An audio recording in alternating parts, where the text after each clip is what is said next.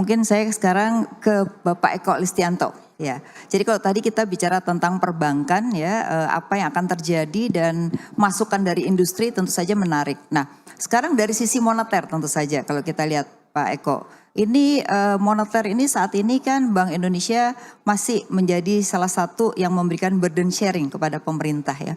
Tahun 2023 kalau kita lihat APBN kita sudah kembali ke 3% dan tugas Bank Indonesia telah selesai. Nah, ini akan berakibat cukup besar bagi pembangunan ekonomi pastinya karena pemerintah akan menjual lagi obligasi di mekanisme pasar di mana ini akan membuat suku bunga juga akan meningkat.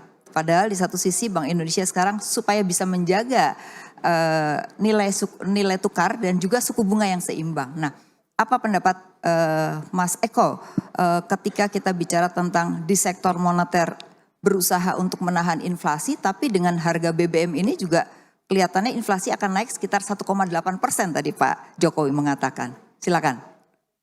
Baik Bu Afi, tentu saja ini hal yang tidak mudah ya karena tahun depan kita tahu defisit sudah kita setting di bawah 3% untuk APBN ya, dan kemudian juga di sisi lain Bank Indonesia juga harus mengakhiri ya upaya untuk melakukan burden sharing ke depan sehingga mekanismenya tentu akan by market kira-kira begitu. Nah, di tengah situasi tadi juga disampaikan juga oleh Pak Presiden bahwa geopolitik ini kelihatannya akan lama dan artinya ya tahun depan kemungkinan akan berlanjut ya fenomena bagaimana geopolitik itu akan tetap mempengaruhi kondisi perekonomian global yang impactnya saya rasa memang salah satunya kepada dinamika suku bunga tadi Bu Afi begitu. Kita tahu bahwa sebenarnya epicentrum suku bunga ya biasanya dari Amerika Serikat dulu ya, kalau Amerika ya masih trennya peningkatan seperti sekarang, ya biasanya negara-negara lain akan mencoba mengikuti dan termasuk mungkin kita juga akan demikian begitu ya untuk menyesuaikan dengan kondisi di pasarnya. Nah, ke depan saya rasa bagaimanapun ya memang kondisinya ini kan sudah dalam level pemulihan sebetulnya.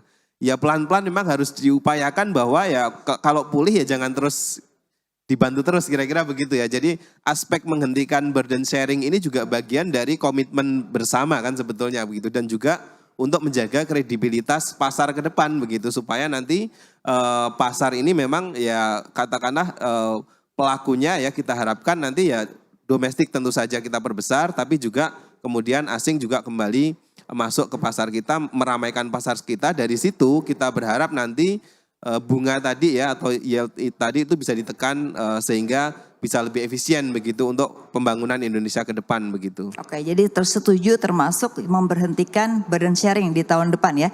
Padahal kalau kita lihat kondisi ekonomi dunia tahun depan lebih buruk dibandingkan tahun ini. Nah, apakah itu tidak membuat kita menjadi ada kesulitan karena dalam arti ketika burden sharing selesai, ekonomi sudah membaik. Tapi ketika ekonomi belum membaik, apakah memungkinkan atau Anda masih setuju nggak kalau ini bisa diperpanjang? Oke, kalau menurut saya sih memang harus ada cut off-nya ya. Dan saya rasa ya dengan Undang-Undang Nomor 2 kemarin itu sudah cukup begitu. Nah ke depan yang harus kita juga lihat adalah bahwa defisit kita pun tahun depan itu settingannya juga di bawah 3%. Artinya upaya pembiayaan ini kan juga berbeda ya dengan perilaku ketika 3 tahun ini kita katakanlah dalam suatu situasi pandemi ya. Sehingga ya kalau menurut saya ini ya sudah cukup begitu ya. Dan ya ke depan adalah pergerakan dari katakanlah SBN ataupun juga bentuk-bentuk instrumen investasinya tadi atau utang itu tadi itu tetap didorong melalui pasar begitu. Jadi intervensi Bank Indonesia harusnya memang di pasar sekunder begitu ya.